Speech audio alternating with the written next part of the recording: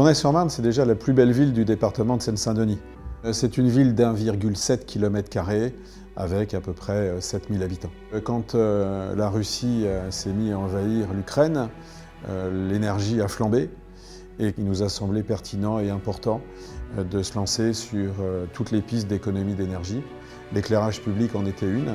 Signify est arrivé sur le projet à travers un appel d'offres. C'est un chantier qui aura duré un peu moins d'1 an. C'était vraiment la volonté de la ville de rénover la totalité de son parc d'éclairage assez rapidement. Trouver aussi les fonds financiers, notamment à travers les fonds verts. Donc ils ont été accompagnés par une assistante à maîtrise d'ouvrage, le bureau d'études Iconex. Nous, on a recherché toutes les parties prenantes qui pouvaient subventionner le projet, la région, le département, l'État avec le fonds vert. Ce qui nous a permis d'obtenir sur un projet d'1,7 million, 55% de subvention. En tous les cas, on est sur une garantie qui doit osciller entre 80 et 85% d'économie d'énergie.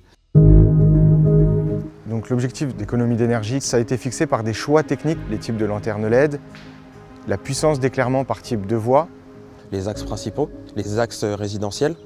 Et la dernière chose, c'est les axes justement concernant la biodiversité. Le faisceau lumineux aujourd'hui, il vient sur la chaussée, là où on l'attend. L'éclairage traditionnel, ça nous éclairait la cuisine.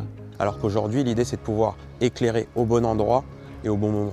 La commune de Gournay-sur-Marne a souhaité mettre en place dans certaines zones des capteurs qui vont permettre d'éclairer ou d'intensifier la luminosité lors d'un passage.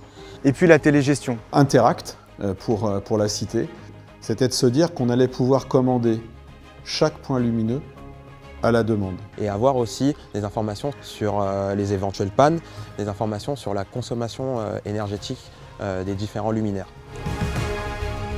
Dans l'appel d'offres, ce qu'on avait demandé, c'est que l'outil d'éclairage public soit interopérable avec la solution de vidéoprotection actuelle, ce qui permet à la police municipale, en cas d'événement, de remonter l'éclairage. Donc voilà, l'interopérabilité, c'est vraiment la capacité à pouvoir échanger des informations avec d'autres acteurs. Et c'est déjà une véritable satisfaction.